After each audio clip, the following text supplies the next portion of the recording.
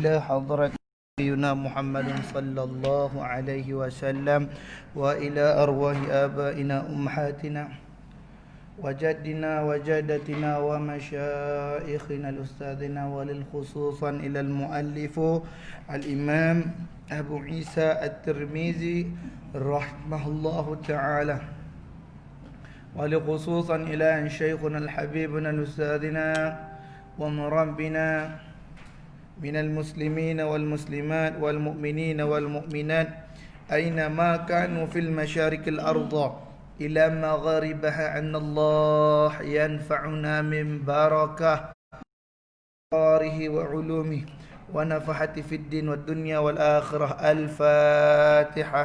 أعوذ بالله. بسم الله.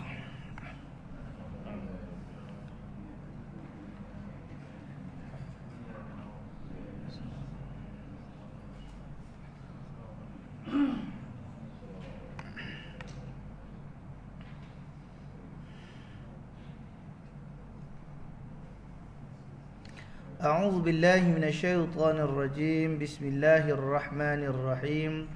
أحييكم بالتحية الإسلام سلام. السلام عليكم ورحمة الله وبركاته.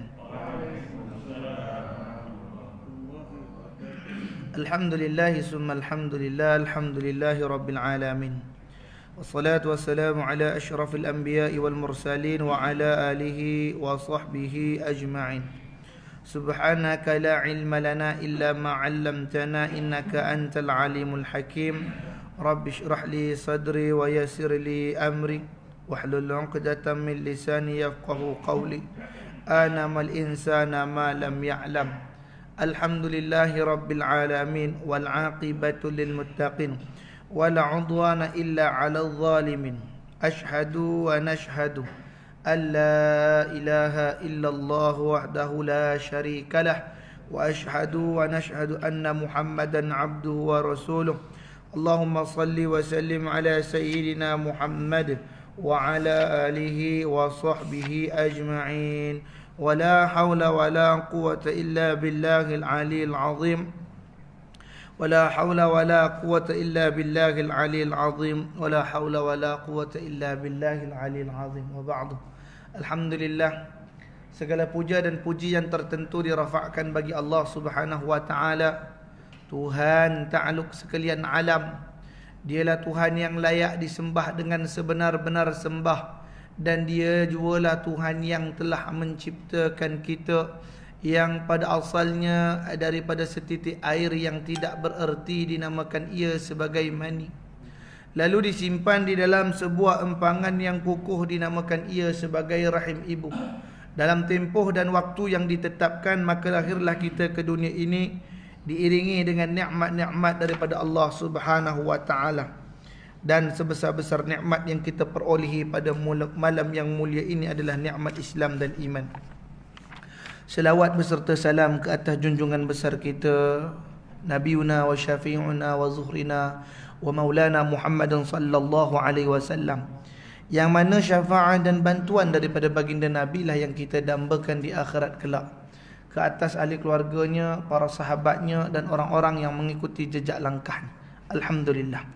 Syukur kita kepada Allah Ta'ala pada malam mulia ni bersambung lagi kita dalam pengajian kitab Syama'ilur Rasulillah sallallahu alaihi wasallam, Syama'il Muhammadiyah, yang dikarang atau minta maaf yang disusun oleh Al-Imam At-Tirmizi rahimahullahu ta'ala anhu. Ni kenapa betul cakap sikit, kalau kitab hadis bukan karang, kitab hadis ialah kitab susunan. Sebab perkataan-perkataan itu hanyalah ucapan dan ungkapan daripada baginda Nabi dan atharnya para sahabat. Jadi para ulama cuma nyusun. Kalau karang tu reka-reka. Masyaallah tabarakallah taala anhu.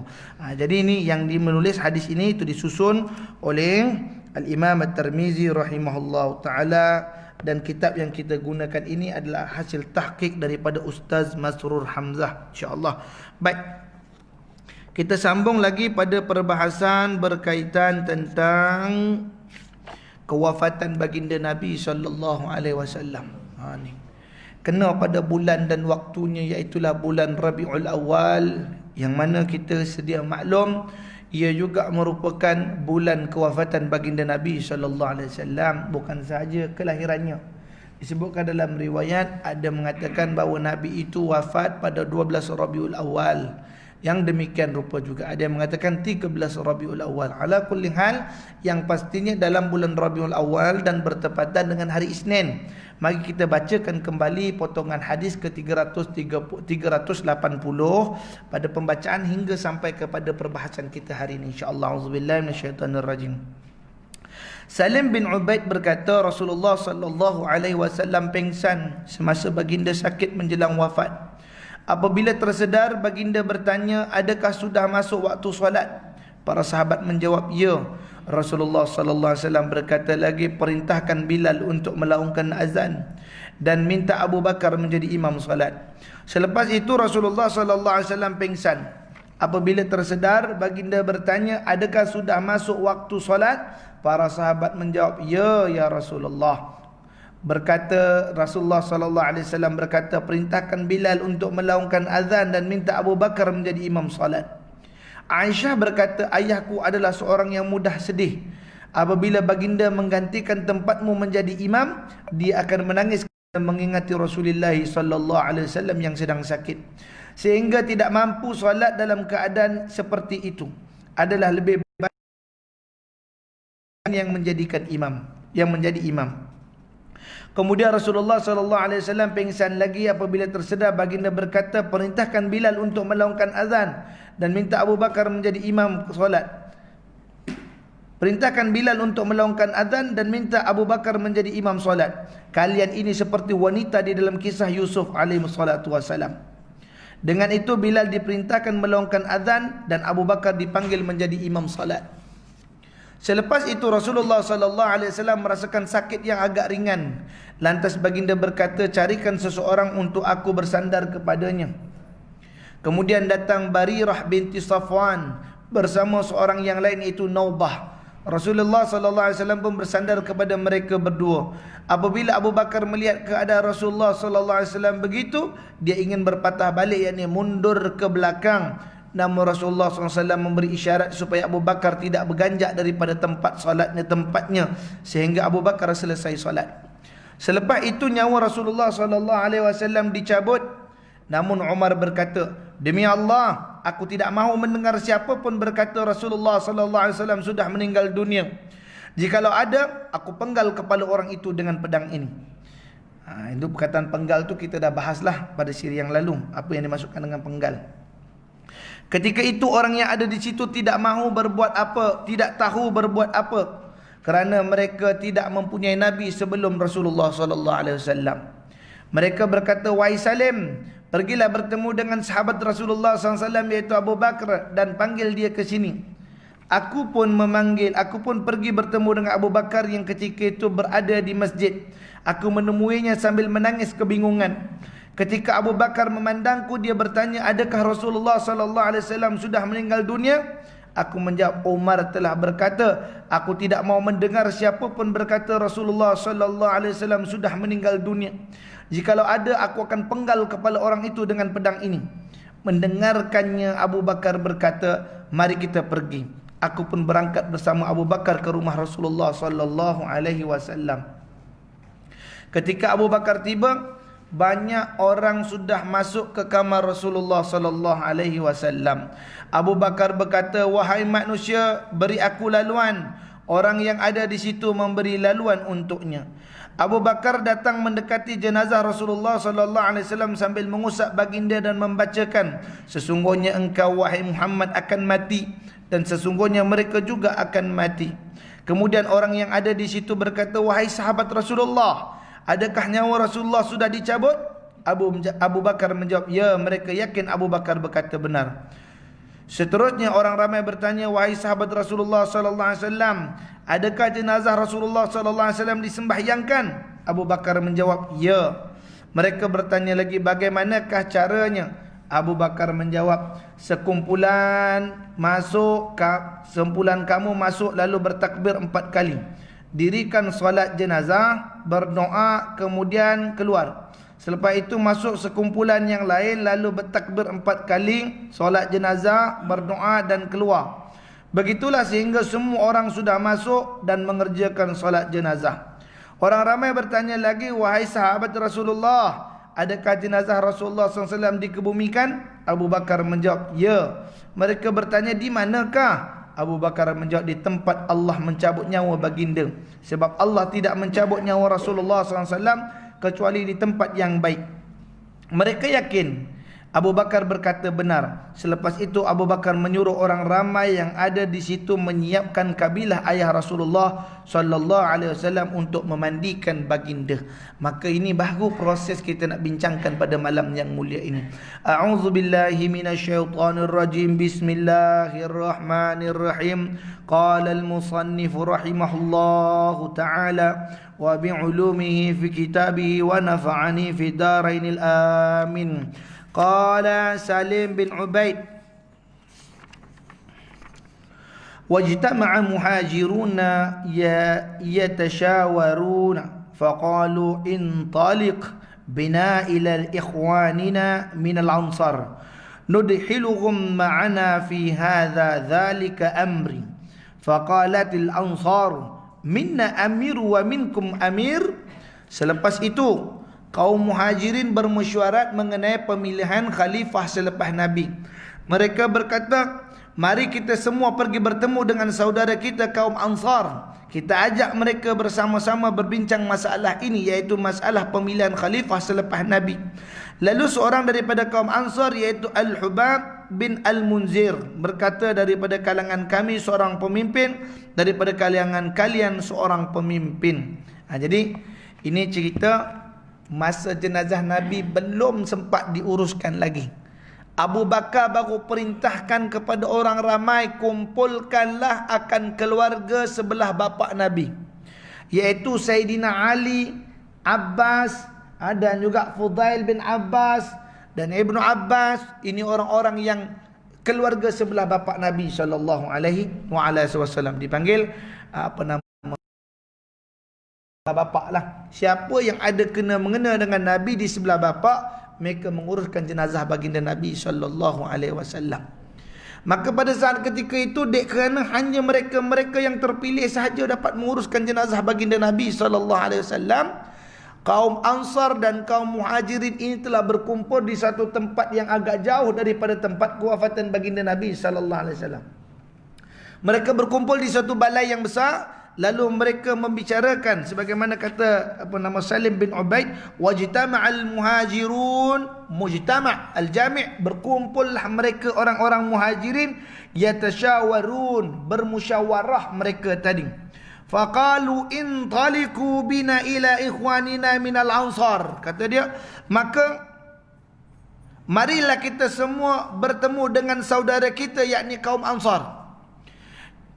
Ajak mereka sama-sama berbincang dalam masalah ini, iaitu masalah tentang kewafatan Nabi SAW. Man badaluhu, siapa yang akan ganti Nabi SAW? Siapakah orang yang layak mengambil tempat untuk menjadi pemimpin umat Islam pada waktu ini, yakni ketika wafatnya baginda Nabi SAW. Maka ketika itu orang-orang Ansar, disebutkan dari riwayat orang-orang Ansar, iaitu Al-Hubab bin Munzir berkata, daripada kalangan kami seorang pemimpin, daripada kalian seorang pemimpin. Maknanya, hampa keluar satu, kami keluar satu. Mari kita undi siapa dapat. Seolah begitu, insya-Allah. Lalu ketika itu, ini dalam periwayatan penceritaan, apa dia? Orang Ansar, rata-rata mereka memilih orang Ansar. Kerana ini Madinah, kata nama. Ini Madinah, mesti yang pegangnya orang Madinah. Macam kita kampung, duduk di kampung ataupun duduk di taman. Kita nak yang jadi ketua taman ni orang taman ni, nak takkan orang taman lain pula, kata nama, masya-Allah. Kita nak jadi ketua sidang tempat ni, mestilah sidang di kampung ni takkan daripada orang lain pula. Insyaallah taala. Maknanya orang-orang Ansar dah melantik orang daripada kalangan Ansar untuk dilantik menjadi pemimpin, dan ramai yang bersetuju dengan hal yang demikian rupa. Kami setuju fulan bin fulan ini jadi ketua setelah baginda Nabi sallallahu alaihi wasallam. Ini mana dapat kata sepakat syura ni. Kata mereka, kami setuju orang ni jadi. Tapi pada hadis seterusnya apa dikatakan sini? Kaum Muhajirin dan Ansar berkumpul di Saqifah Bani Sa'diyah, Bani Sa'idah. pada hari Isnin. Saqifah Bani Sa'idah adalah balai pertemuan di kota Madinah. Kalau di Madinah dipanggil sebagai Saqifah Bani Sa'idah. Kalau di Mekah dipanggil Darun Nadwah. Ni macam balai parlimen lah sebenarnya. Lebih kurang berkumpul berbincang tentang masalah negeri atau negara mereka itu tadi di situ. Maka berkumpul mereka di balai, iaitu balai Saqifah Bani Sa'idah. Dan ketika itu kata putus, mereka katakan bahawa sesungguhnya kami nak lantik orang ini, berbaikat dengan orang melantik orang ini. Setuju. Tiba Sayyidina Umar Al-Khattab radhiyallahu anhu ini membentakkan maknanya kurang setuju, hingga dia mengatakan faqala Ibn Al-Khattab radhiyallahu an man lahu mislun hazin salasatin sanin isnain idza huma fi gharri idza yaqulu li sahibihi la tahzan inna Allah ma'ana man huma qala thumma basatan yadahu fabaya'ahu wa baya'ahu an-nasu bay'atan hasanatan jamilatan. Umar terus membalas, siapakah yang memiliki 3 keutamaan ini? Umar membaca daripada ayat 40 surah At-Taubah yang bermaksud sedang dia seorang daripada 2 sahabat semasa mereka berlindung di dalam gua, ketika dia berkata kepada sahabatnya, janganlah engkau berduka cita, sesungguhnya Allah bersama kita. Siapakah 2 orang itu di dalam ayat ini? Selepas itu Umar mengulurkan tangan lalu membaiat Abu Bakar. Orang ramai di situ turut membaiat baginda dengan baiat yang baik dan indah. Orang mula tak setuju dengan Abu Bakar, tak ada pun kata nak lantik Abu Bakar. Umar lah orang pertama yang membaiat dengan Abu Bakar. Aku berbaiat dengan Abu Bakar kerana Abu Bakar ialah orang disebutkan dalam surah At-Taubah ayat 40. Yang Allah Subhanahu wa taala mengatakan mallahu mislun hazin salasatin sani isnain idza huma fi gharrin iz yaqulu li sahibihi la tahzan innallaha ma'ana. Allah sebut dalam Quran cerita tentang 2 orang lelaki ni. Siapa dia? Iaitu Sayyidina Abu Bakar yang memiliki 3 keutamaan dengan Nabi SAW. Apa keutamaan pertamanya Sayyidina Abu Bakar? Keutamaan pertama iaitu keadaan Abu Bakar sebagai orang yang termaktub di dalam ayat Allah dalam Quran. Dia salah seorang daripada 2 sahabat semasa berlindung di dalam gua. Ketika mana ni? Ketika hijratun Nabi sallallahu alaihi wa ala alihi wasallam. Nabi bergerak keluar daripada bumi Mekah menuju ke Madinah berempat. Nak sampai ke Yathrib tu berempat. Siapa dia? Nabi SAW, kemudian Abu Bakar As-Siddiq atau namanya Abdullah bin Abi Quhafah Uthman, dan keduanya Amir Furaihah, kemudian Abdullah Allahumma salli alaihi wasallam. Amir Furaihah, Abdullah bin Uraikid. Masya-Allah, Abdullah Uraikid. Ini 4 orang. Yang 4 orang pergi. Muhammad SAW, Abu Bakar, Amir Furaihah, kemudian Abdullah Uraikid. Ini 4 orang yang pergi. Tetapi 2 orang saja yang dipilih oleh Allah SWT berada di dalam gua. Di saat mana orang-orang kafir Quraisy sedang mengejar baginda Nabi SAW, maka Nabi berlindung di dalam gua yang namanya Gua Thur. Gua Thur ni kecil je. Insya-Allah taala anhu. Maknanya gua ni lubangnya kecil dan dia masuk menyelusup ke dalam Gua Thur. Asal cerita guru kami, insya-Allah. Hari ni nampak gua tu agak besar lah. Kalau orang pergi umrah nampak besar lah sikit. Dulu dia agak kecil. Nak nengok dalam Gua Thur dia kena menunduk. Dia kena nunduk baru nampak dalam Gua Thur tu. Disebut dalam cerita ketika mana Sayyidina Abu Bakar As-Siddiq radhiyallahu taala anhu bila dah sampai dengan Nabi SAW di Gua Thur nak masuk, namun kerana cintanya kepada baginda Nabi SAW, dia kata, Rasulullah, intazir, tunggu luar dulu. Mai saya masuk dulu. Masuk dulu. Kenapa? Nak periksa dalam lubang tadi, takut ada ular ke, takut ada jengking ke, takut ada Allahumma salli ala Sayyidina Muhammad, binatang-binatang yang boleh mendatangkan mudarat kepada diri baginda Nabi SAW. Maka dalam riwayat kata guru kami yang mulia, Allahumma salli ala Sayyidina Muhammad, apa dia? Ketika Sayyidina Abu Bakar masuk ke dalam gua tersebut, didapati banyak lubang-lubang. Lubang binatang. Insyaallah taala anhu. Dia ada 2 bersih. Dua-dua guru saya cerita yang berlainan. Guru yang ni cerita macam ni, guru yang ni cerita macam ni. Namun kedua-duanya saya dapat secara mutawatir daripada lidah guru saya. Cerita ni, insya-Allah. Yang pertama, ketika mana Sayyidina Abu Bakar As-Siddiq radhiyallahu an masuk, sebab Sayyidina Umar dia sebut, siapa yang tahu apa yang berlaku di antara 2 orang sahabat ketika berada di dalam gua ni? Hanya mereka berdua. Apa yang berlaku pada Nabi, apa berlaku pada Abu Bakar, tu mereka berdua yang tahu. Masya-Allah. Maka kata guru kami diceritakan bahawa ketika Abu Bakar dah masuk dalam tu, Abu Bakar mengoyakkan sekalian daripada kain yang ada padanya, dia tutup lubang-lubang tadi. Tutup lubang-lubang tadi kerana khawatir akan datang suatu perkara yang akan keluar dari lubang itu untuk mendatangi Nabi SAW, untuk memudaratkan Nabi SAW. Akan gitu. Dalam riwayat sampai berita, bersih tempat tersebut, maka kerana kecil tempat tu Abu Bakar masuk dulu. Abu Bakar masuk dulu sampai hujung. Saat ketika itu baru, ya Rasulullah, marilah masuk. Maka Rasulullah SAW pun masuk. Dia kerana kecil tu, saya kata kalau Abu Jahal tu intai begitu je, nampak dah tu. Kecil punya tempat. Masuklah Rasulullah SAW. Dan ketika itu Rasulullah meletakkan kepalanya di atas peha Sayyidina Abu Bakar As-Siddiq radhiyallahu anhu. Orang yang paling handai dalam ni, nak tanyalah, mungkin ada cawangannya 2 ke, cawangan 3 ke, maknanya orang rumahnya tu lebih dari 1. Orang rumah satu, kita biasa standard 1 je. Dia kata panggil otai kalau dia ada 2, taiko kalau 3, legend 4. So tabarakallah taala, masya-Allah. Ni saya nak tanya, hebat macam mana pun 4 bininya sekalipun, nak tanya, boleh tak lawan Nabi sallallahu alaihi wasallam? Apa dia? Yakni menantu letak kepala atas peha pak mentua. So, dalam 4 tadi itulah punya berani tu, backing tadi tu. Cuba letak kepala atas pak mentua. Bapak, mari kejap pak. Baring, pak. Letak atas. Sambil berborak dengan bapak mentua, kepala letak atas peha bapak mentua. Ada berani lagi kita? Ni Nabi ni, pak mentua panggil, mari ya Rasulullah. Letak atas kepala di atas pehanya Abu Bakar As-Siddiq radhiyallahu taala anhu.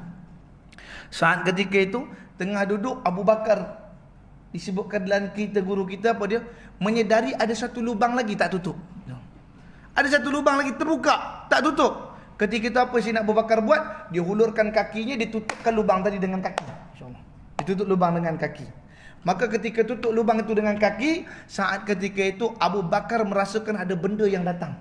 Ada binatang datang lalu menyengat Sayyidina Abu Bakar, insya-Allah. Disengatnya Abu Bakar. Abu Bakar tahan lagi, insya-Allah. Kemudian sengat lagi, ditahannya lagi oleh Abu Bakar radhiyallahu taala anhu. Sengat lagi. Kata guru pertama saya, yang menyengat tu kala jengking. Insya-Allah tabarakallah taala. Jengking tadi sengat Abu Bakar tak nak. Insya-Allah tabarakallah, tak nak angkat kaki. Hingga birulah wajahnya Abu Bakar. Biru di sini bukan kata nampak biru, maknanya menahan sakit tadi tu. Menahan hingga meleleh air mata Sayyidina Abu Bakar As-Siddiq radhiyallahu taala anhu, maka menitik kena kepada wajahnya Nabi SAW. Bila kena wajah Nabi, Nabi perasannya Abu Bakar ni tengah menangis. Tengah menangis Abu Bakar tengah menangis. Rasulullah pun bangkit, ya Abu Bakar, limadza anta ya Abu Bakar? Abu Bakar kata, ya Rasulullah, aku tengah kena sengat. Aku kena sengat. Maka Nabi tarik kaki Abu Bakar, kemudian Nabi ludahkan pada telapak kakinya Abu Bakar, dengan serta merta hilanglah bisa tadi dan tiada kesakitan bagi Abu Bakar. Itu cerita pertama. Cerita kedua kata guru kami, itu yang duduk dalam gua tu Abu Bakar tu dipatuk bukan kala jengking tapi ular. Itu ular patuk. Ini ceritanya gharib. Kalau Subhanallah ta'ala, masya-Allah. Ya, masya-Allah kata ni mana ada nas cerita ni. Ni saya kata cerita untuk guru saya, insya-Allah. Suatu yang disebutkan itu adalah ular yang mematuk. Kenapa ular tu patuk disebutkan? Ini sebut kisah kata guru kami. Barangkali kata guru kami ini kisah Israiliyah, insya-Allah. Israiliyah. Wa ala kulli hal wallahu alam. Yang mematuk itu ular. Yang mana ular itu ialah ular yang hidup ketika zaman Nabi Musa alaihi wassalatu wasalam. Kan tongkat campak jadi ular tu kan, insya-Allah.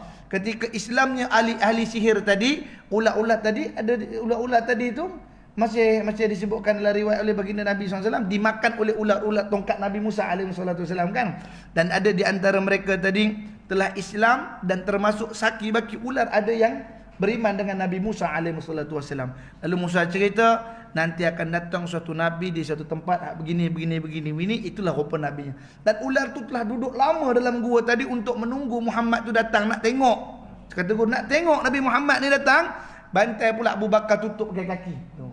Marahlah kawan. Dia patuk berkali-kali. InsyaAllah. Patuk sampai Rasulullah tarik kaki Abu Bakar, ular tu dapat tengok muka Nabi SAW dan dia mati. Dalam riwayat kata guru kami 100 tahun umur ular tu.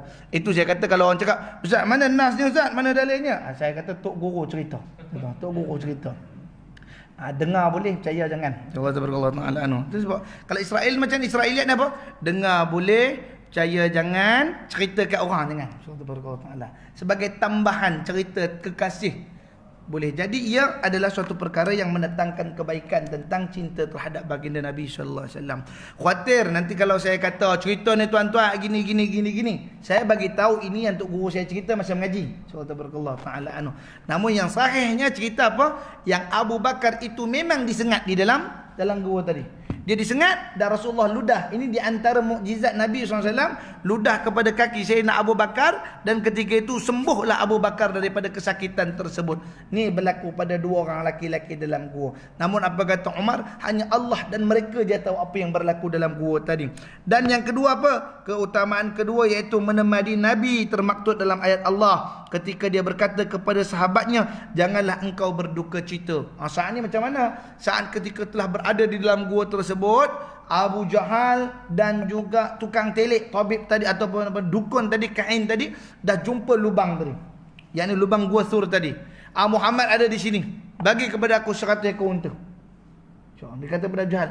Ketika itu Abu Jahal melihat apa yang berlaku pada depan pintu gua itu ialah penuh dengan sarang labah-labah. InsyaAllah tabarakallah ta'ala anu. Sarang labah-labah memenuhi depan tu. Maka kata Abu Jahal, mana mungkin orang boleh masuk dalam gua tanpa merosakkan sarang labah-labah? Sarang labah-labah tu elok je, tak rosak. Kau kata ada orang dalam ni, bohong je kau ni, kata masya-Allah. Saat ketika itu tergugatlah akan Abu Bakar bila dengar suara riuh depan pintu gua. Takut Abu Bakar kalau dapat ditangkap dan mereka akan dibunuh. Apa kata Rasulullah? Rasulullah mengatakan kepada Abu Bakar, la tahzan, janganlah kau bersedih, innallaha ma'ana, Allah bersama dengan kita. Itu yang kedua ketika peristiwa dalam gua. Dan yang ketiga iaitu ketika adanya mu'iyyah, iaitu pengawalan Allah sebagai yang termaktub dalam ayat Allah, sesungguhnya Allah bersama kita. Iaitu mu'iyyahnya apa? Iaitu ada sarang labah-labah di depan pintu gua dan ada sepasang merpati yang sedang mengeramkan telur. Kata Abu Jahal, mana mungkin dia boleh masuk ke dalam gua ini tanpa menghancurkan atau merosakkan sarang labah-labah dan tanpa mengganggu 2 ekor merpati yang sedang mengeram. Soalnya begitu. Mana ketika itu Allah lah mu'iyyah, iaitu yang menjaga Nabi SAW dengan pengawalan yang terbaik. Sebagaimana Allah Ta'ala telah titipkan kepada Ashabul Kahfi seekor anjing yang bernama Kitmir. Itu mu'iyyah tu, penjagaan daripada Allah Ta'ala. Dan juga sebagaimana Allah lah yang telah menjaga jasad Nabi Allah Yazid. Yang minta maaf. Jasad Nabi Allah Uzair. Jasad Nabi Allah Uzair alaihissalatu wassalam. Ketika ia tertidur 100 tahun lamanya. Tidur 100 tahun lebih. Maka bangun-bangun ditanya kepada, ya Uzair, berapa lama hang tidur? Masya-Allah. Kira-kira setengah hari ke 1 hari macam tu. Kata orang tadi, lah, kau dah tidur 109 hari. 109 tahun kau tidur ni. Masya-Allah barakallah. Begitu lama waktu tidurnya Uzair, hingga dia tak percaya, terkebit-kebit mata, dia tengok keldainya sudah menjadi bangkai debu. So, debu bangkai, kata masya-Allah. Mana nak tahan lagi? Saat ketika itu Allah lah yang menghantarkan bantuan terhadap Abu Bakar. Dan Abu Bakar lah orang yang paling banyak bersama dengan Nabi SAW. Dengan sebab itu aku membaiatnya Abu Bakar sebagai khalifah setelah baginda Nabi SAW. Jadi apa yang berlaku? Selepas itu Umar menghulurkan tangan lalu membaiat Abu Bakar. Orang ramai di situ turut membaiat baginda dengan baiat yang baik dan indah. Siri lalu, sebelum saya menangguhkan pengajian, bukankah saya telah tinggalkan satu cerita ataupun tajuk cerita, ke manakah air mandian jenazah Rasulullah sallallahu alaihi wasallam? Jadi air yang curah tu mana pergi air mandian jenazah Nabi SAW? Ini diperbahaskan, diperdebatkan dan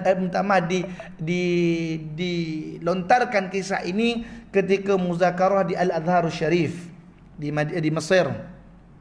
Ketika mana ada mujtama', ada mugamma' para masyaikh. Berkumpul orang-orang daripada kalangan masyaikh. Masyaikh Azhar nak kenal senang tu, pakai kepiah tengah dia merah tu, keliling dia putih, tu Azhar. Lagu dia ada labuci tu, ada labuci hitam. Tu orang lepasan Azhar punya graduate. Sebab kadang-kadang tak maaf nak, lah ni kopiah tu suka-suka orang jual merata dah. Insyaallah tabarakallah taala. Dulu saya ingat saya pergi masjid negeri je, waktu tu umur saya 16 tahun. Saya ikat serban bulat begitu, kopiah raihan merah tengah tu. Dipanggil di imam tu. Antal hafiz wala imam? Ya. Tak. Saya pakai je. Tak boleh pakai dekat sini macam ni dalam masjid negeri, kata masya-Allah. Sebab ini untuk pegawai punya aja, kata masya-Allah. Alhamdulillah, teguran itu menyebabkan saya jadi anak murid kepada tuan imam tu, iaitu almarhum Ustaz Mukri, insya-Allah tabarakallah taala anhu. Beliau merupakan ketua imam masjid negeri pada waktu tu, insya-Allah tabarakallah taala anhu. Sampai beliau wafat, saya sempat bersama dengan beliau, masya-Allah. Ini nak ceritakan di situ bahawa ketika Mugama Azhar sedang berlaku, pemimpin ulama yang baru dilantik. Pemimpin ulama yang baru dilantik. Dan ketika itu kerana alimnya dia pun cerita dengan orang ramai. Ayo soal, man ladaina soal. Siapa yang ada untuk dia, siapa yang ada soalan? Insya-Allah. Masya-Allah. Ladaina ni mana? Aku ada soalan. Insya-Allah tabarakallah taala anu. Siapa ada soalan, mari tanya. Orang ni tanya soalan, dia boleh jawab. Orang ni tanya soalan, dia boleh jawab. Orang ni tanya soalan, dia boleh jawab. Ada seorang syekh. Ini syekh pakai kopiah pun tak reti. Insya-Allah tabarakallah taala. Pakai kopiah pun tak reti. Kopiahnya sengit terbalik gitu. Kalau kita kan logo kat kiri kanan, dia pun logo depan, logo belakang. Insya-Allah tabarakallah taala. Soal gitulah. Ini syekh menunjukkan dia ni macam tak reti. Dia duduk pakai tongkat, gaya dia gini. Insya-Allah. Kita sebut gitu. Dan kalau dia berkuliah, dia suka gerak badan. Dia. Siapa tu? Syekh Mutawalli Sya'rawi, insya-Allah. Orang alim besar. Ini Syekh Mutawalli Sya'rawi ni bila dia bercakap, tangan dia semua bergerak dan muka dia memek. Memang sangat alim. Beliau ni umur 60 tahun baru mengajar.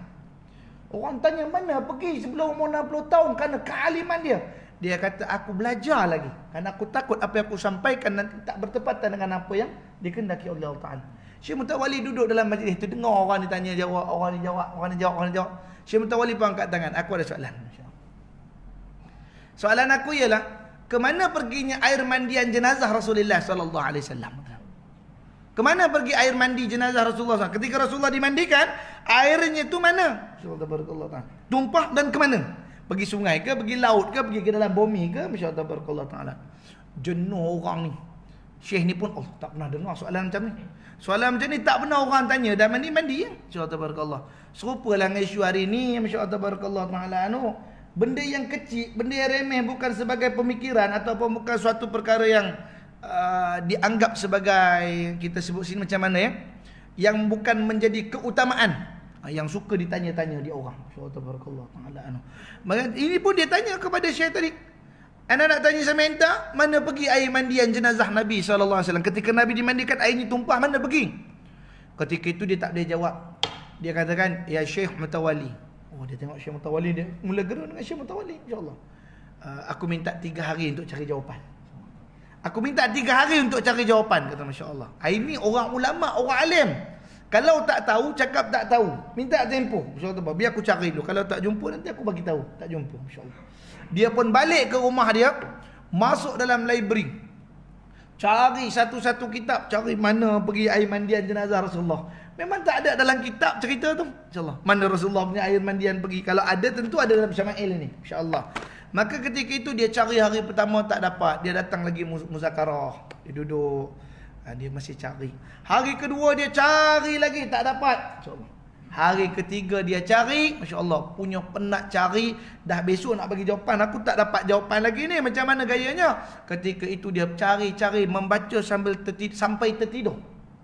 Bila dia tertidur, dalam riwayat cerita tu, Insya Allah, dia tertidur, dia mimpi dalam satu tempat yang sangat gelap. Insya Allah, tabarakallah ta'ala. Lalu ada seorang laki-laki datang membawa tanglung. Kita panggil tanglung tak? Yang ada pelita ujung tu. Insya-Allah. Bawa tanglung nyuluh jalan.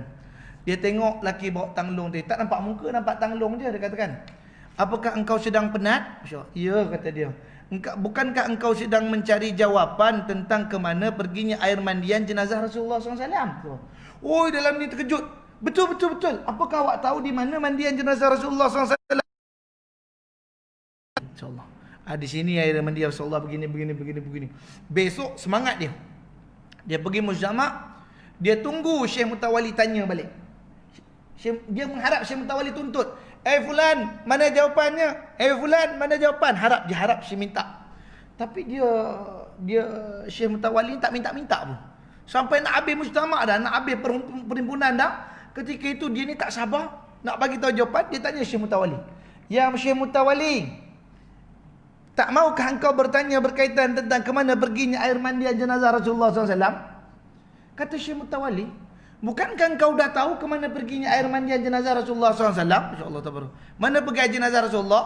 Air mandian jenazah Rasulullah SAW ini, ketika Nabi dimandikan, airnya langsung ke bumi dan disejat ke langit. InsyaAllah, airnya naik disejat ke langit. Dan ketika itu, di mana hujan yang ada bekas air mandian Rasulullah itu jatuh, situlah tapak dibinakan masjid pada hari ini. Mana tanah-tanah masjid yang dibina pada hari itu ialah tanah bekas tempat mandian Nabi SAW. Hak tu dia nak jawab.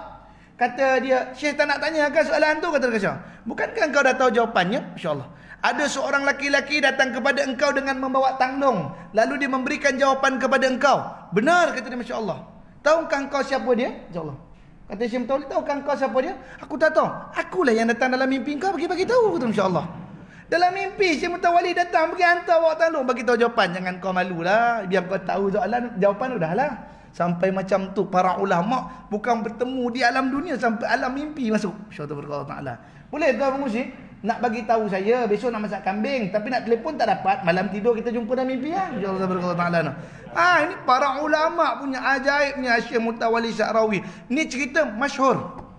Ni bukan masyhur. Boleh tengok fatwa Sya'rawi, boleh tengok dalam beberapa kitab tentang kisah mujtama' di Azhar Mesir. Insyaallah taala anu. Kata dia, "Bukankah engkau dah tahu jawapannya? Ada seorang laki-laki datang bagi tahu engkau di mana?" "Benar." "Bagaimana engkau tahu?" "Insyaallah, akulah orang yang bawa tangdong tu." Hak tu yang paling mahal tu. Insyaallah taala anu. Ni dia baginda sallallahu alaihi wasallam punya berkah sampai air yang nak memandikan jenazah Rasulullah SAW juga. Kata Syekh Mutawalli apa dia, di mana air Nabi SAW mandi itu disejat naik ke langit dan bertukar menjadi awan, lalu menitik ke tanah, yang mana air itu jatuh di tanah, di situ didirikan masjid pada hari ini. Seluruh dunia dapat nikmat itu tadi. Masya Allah, tabarakallahu ta'ala. Jadi cerita ni sebenarnya tak habis lagi. Ini baru cerita tentang Umar membai'ah Nabi SAW, membai'ah Abu Bakar As-Siddiq radhiyallahu an. Bagaimanakah pengebumiannya? Bagaimana solatnya? Tak cuma dibagi tahu tentang kaifiatnya.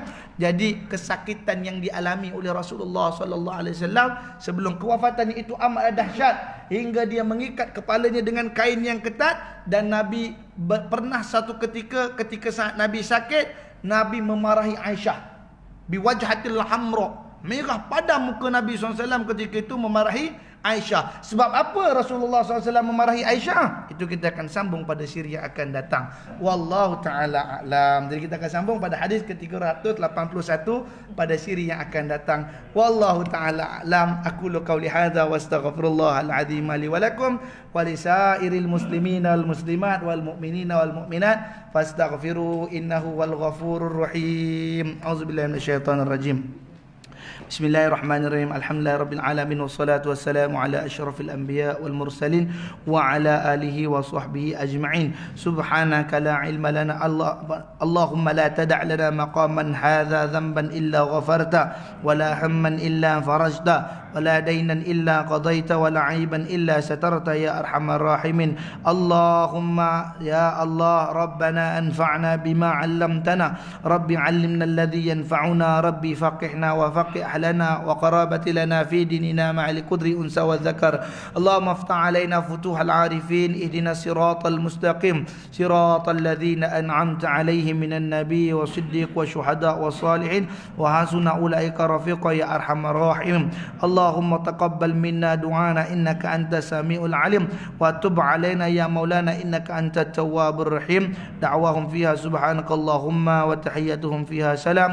آخر دعوة الحمد لله رب العالمين. تقبل الله منكم. السلام عليكم ورحمة الله وبركاته.